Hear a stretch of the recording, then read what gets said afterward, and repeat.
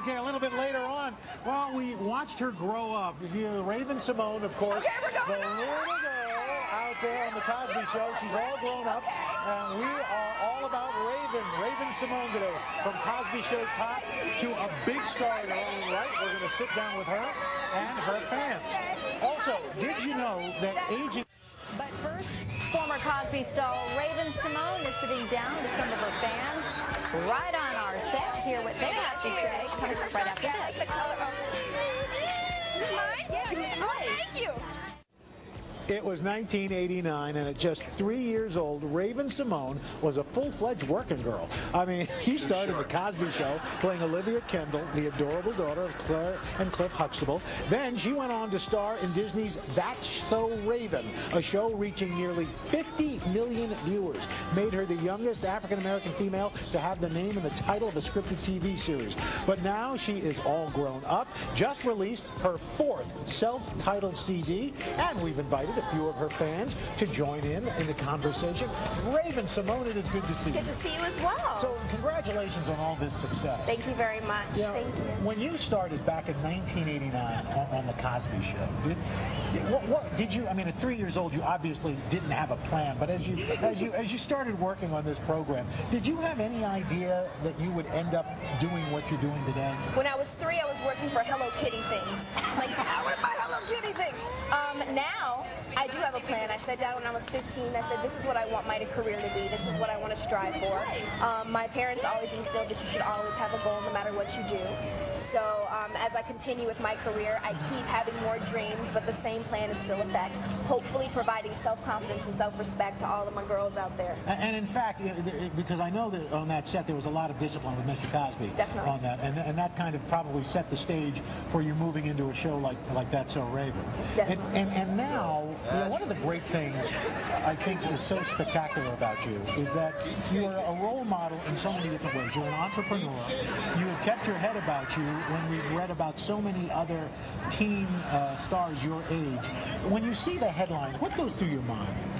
One, I think it's very unfair that at a very weird age, these people are being filmed. Everyone at 21, I should say everyone at 18 or 17 to 21, 22 are going through changes in their lives, and everyone in the world does this. But with people in our position, we're filmed and we're photographed, so it's out there for public scrutiny, and I think it's very unfair that we give our opinions to these people and you don't really know what's going on in their lives. Me, myself, I am a homebody. I stay at home. Except, I do go out sometimes, but I am 22, so it's okay.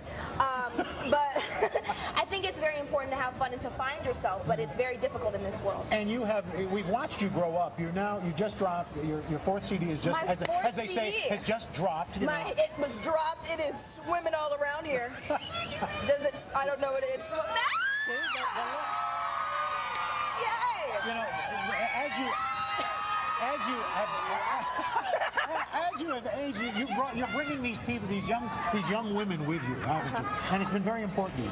Well, yes, most definitely. Working on, the Cosby Show, I've been able to take these kids' parents as well on the journey, hopefully, and when they watch it and sit down with their parents, like, hey, I knew her from the Cosby Show, hang with Mr. Cooper, and now hopefully their kids are getting involved. And I think it's very important that you see, it's important to grow up with self-confidence and self-respect, and hopefully we can show that with the materials that I do and the different ventures I go into. And in fact, as a young woman, another great thing about you, body image is so important for young women.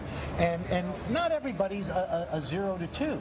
No, and neither is it in their genes to be, but it's about being healthy, it's about being smart, it's about looking the best that you can look. You might not have the size 2, size 0 gene in you, but as long as you're healthy and your doctor says you're okay, you have a little thickness, do you? You know what I'm saying?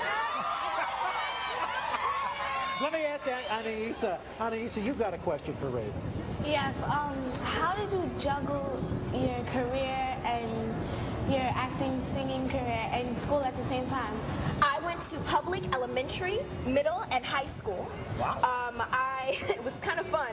Actually, during filming times, it was like a good time where it was not in school, so they would send me my school when it was just about to close, then I'd have summer. And then the last 2 years of high school, I was homeschooled, but I was in step team, got kicked off that because I was too like, let's get it together, people. Because, no, it's funny because like during middle school, I would be on tour with NSYNC on the weekends and then go to normal school. So when I went to high school, I'm like, let's get this going. I'm used to like people in rehearsal for 7 hours a day. This is step team, we need to get it done. So I got kicked off of that. And then I didn't go to prom, but I did a movie about a prom, so that was good enough. And then tell me about your website. My website, Raven-Symone Presents, launched last year. It's so cool, you guys. I love it. Okay, so on it, you get to learn how to cook and do crafts because it's great that you're fashionable. It's great that your hair looks good, but it's also important to cultivate the artist within you and to make sure that your personality is coming out in what you do. So we have cool things like postcard booklets. Very cool. But they're good for studying, and you can make it yourself. Go check it out, RavenSymonePresents.com. Cheetah Girls 3? I am not in it, but I heard it's going to be amazing. Okay, well, thank you. Raven-Symone, it's so nice to have you Nice here. to have you. And a round of applause for Raven-Symone. And thank our young ladies. Very nice. And still to come, the guy who can remember